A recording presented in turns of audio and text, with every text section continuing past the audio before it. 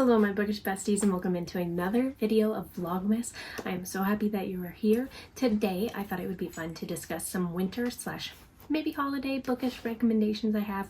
And by bookish I mean specifically books. I'm here to recommend you some reads for this December, January time of year. Some of these are books that I have read before, and then the other half are books that are kind of on my radar for this winter. So a little bit of a winter TBR thrown in there, but let's go ahead and discuss the books that I would recommend to read this winter. The first book on this list is In a Holidays by Christina Lauren. If you have not read this book yet, I would highly recommend it for this time of year. It's literally about a girl. She wakes up on Christmas Day, and I can't remember like what happens, like why she has this, but she experiences like a Groundhog Day type event. Like she keeps waking up, I believe it's on Christmas morning. This is like a Groundhog Day event. Like she relives Christmas every single day until she can get it right. If you ever read that book that was popular back in like 2011 time frame, like before I Let Go, maybe? Is that the name? I'm having like a complete blank right now. There is a book that reminds me a lot of this one, but from like 15 years ago. It's giving that vibe. If you can somehow read my mind and figure out what the heck I'm talking about, it gives the vibes of that book. But from what I remember, this book was super romantic and super funny and just super holiday cozy. I really enjoyed it and I would highly recommend. Next, I would recommend If We Were Villains. This is kind of giving that fall, November, December kind of vibe. It's dark academia about a group of friends who study Shakespeare, and Shakespeare is both the reason for their love and their hatred. And it's really dynamic, really good. It kind of gives those vibes of, I forgot the movie. The one starring Robin Williams. Oh, The Dead Poets Society, duh. It gives the vibes of that. If you know, you know. This is like a murder mystery whodunit. But it also isn't. It's really hard to explain, but also not. Like, I understand this book to its core. I want a tattoo based off this book, and yet I still can't figure out how to articulate what I mean. Basically, it's giving winter or fall, and if you didn't read it this fall, I would recommend that you give it a go this winter. And also look, like sprayed edges, like you can't tell me that doesn't give Christmas. Next, I would recommend Everyone in My Family Has Killed Someone. This is one of my favorite reads. It's giving Knives Out. It was so fun and so witty, and I really like the way this writing style is. He's writing as if, basically our main character, he is an author, and he is writing this book as if he is talking to you, and I really like this book is written by him. Like it's written by another guy, but it's written by him. You know what I mean? And I love that writing style. It is super playful and super interactive, and I just love everything about it. It is super fun, super funny. Like I said, it's giving Knives Out, but like different. And also just based off the title, I'm sure you can make some assumptions, and it is going to be nothing like what you're thinking. And it literally takes place in a Canadian like ski resort. Or something similar to that. The vibes are similar to the point that if you don't read this during your snowy break, what are you doing? Also, as a bonus, the third book in the series, like technically third, it's like 2.5, is a literal like Christmas novella where the chapters, let me see if I can find a chapter header. Well, okay, so this one's like a present, but some of them are also like the 12 days of Christmas. Like they're, yeah, see? Hopefully none of this is a spoiler. I don't think so. But like you're discovering the 12 day or the, is this 24? You're discovering the 24 days of Christmas. Anywho, it's very Christmassy, very funny. It is technically the third book in the series. It like spoils some stuff, but I think you could read it. Next, I would recommend Belladonna by Adeline Grace. This book is giving winter. It gives fall. Okay, like I get it. It's gothic, it's spooky, but it's giving winter. Like I'm pretty sure it's snowing in half of this book, but maybe that's just me. But I definitely think this is a winter read, and if y'all want to fight about that, that's fine. Like, it's not that deep to me, but I think that this is a winter book. So if you didn't read it this fall, you should definitely give it a go this winter. I think it is peak winter vibes. I haven't read the next two books in this series yet, to be honest, so I can't speak for those. But this one, at least, very winter. And again, as a bonus, this one has a winter novella that you could read with it. That's like literally about Christmas. It's called Holly. The cover is gorgeous. I'll insert a picture right here. Picture time. Next, I'd recommend The Favorites. If you have not read this book already, what are you doing?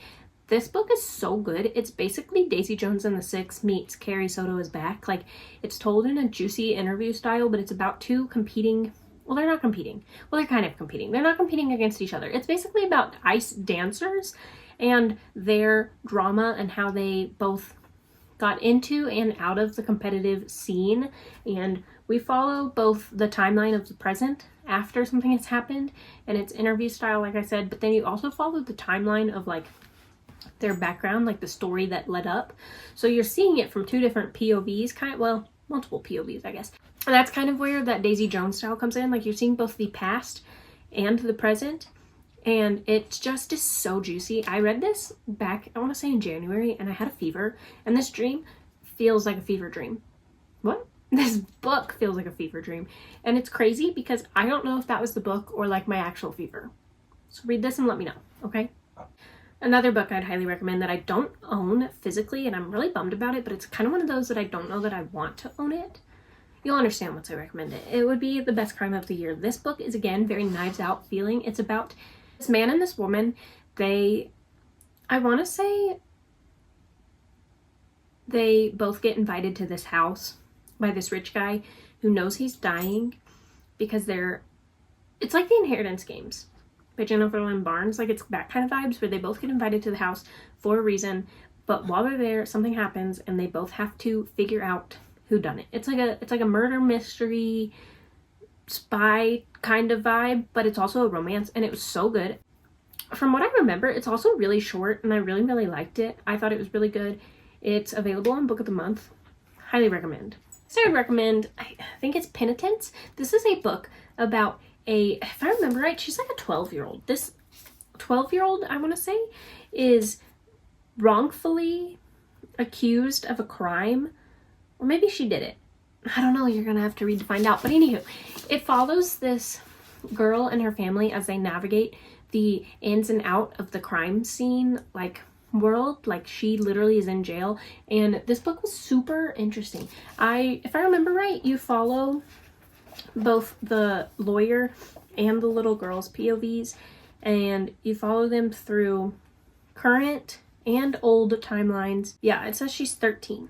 But anywho, you follow her and her family and her lawyer as they kind of explore this world of crime, and you're basically just like following them as they're trying to figure out, did she do it? Did she not do it? What's going to happen to her? And it was really intriguing. I got super into, I almost said Game of Thrones. Not correct. Criminal Minds earlier this year, and I read this around the time I was like super into Criminal Minds, and it was giving that energy. It was so good. I had such a fun time reading it. I don't remember a ton about it, surprisingly, but I have read 100 books so far this year, so what can you do? But I do remember really, really liking it, and from what I remember, this is a debut author, so highly recommend. Also, the cover is just like literally giving winter. I love it. Next, we have A Sea of Unspoken Things. This is by Adrienne Young. This is about a girl whose twin brother dies, but she has like one of those like twin connections where she can tell that her brother died. So she comes home and she starts investigating his death because she thinks that it was not natural causes. She thinks there's something sinister going on. So you basically follow her as she investigates kind of what happened to her brother and comes back to this town that she has a kind of crazy history with. She comes back to like a small hometown of hers, and you basically just follow her as she navigates both the loss of her twin brother, who she was super close with, but also navigates, you know, coming back to this town who you kind of thought you were over. Like, she hasn't seen any of these people in many, many years, and she has something she needs to work through. Okay, and then this stack here, these are all the books that are kind of on my radar for winter. If you've read any of them, please let me know if they're good and which ones I should prioritize. But this first one is Don't Let the Cold In. This is by hiiii Parak? I don't know. I got this last year. My book club in December always does kind of like a gift exchange where we give a book to someone. And this is the book I got. It basically says it's supposed to be just one night in the cabin. One night for Lottie and her stepsister Jade to hang out on their own and try to get along. And then it says there is a blackout and they have no power and no cell signal. So, sounds like something kind of crazy happens to them. Oh yeah, it says someone else shows up at the cabin. I don't really want to read the rest of this, but from what I remember, it was a thriller and, you know, it's obviously giving winter. So I think I'll get to this winter. It's not super high on my TBR, like on my priority TBR, but it's giving winter. So if you've read it, let me know. Next we have Good Spirits by V.K. Borison. I feel like this is the it girl this winter. This is the book everyone seems to be talking about. From what I understand, this is a Scrooge retelling, the Christmas Carol. It's a Christmas Carol retelling, but from what I understand, watching interviews with the author, I haven't read the back super much because, to be honest, the interview I watched like sold me enough. But from what I understand, he is the ghost of Christmas past, and she's just like a girl, and they fall in love. And I need to know what happens, like immediately. This is also my book club's pick for December, so, and look at this cutie edition. But anywho, this is super high on my winter TBR. Next we have Happily Ever After by Hannah Grace. This is another Christmas romance. I mean, what can I say? I really liked, I've read 2 of her 3 other like books, like the Maple Hills series. I did like the 2 that I've read, and I anticipate liking Daydream, but basically it sounds like she is a PR agent who's trying to win over both the town and a man.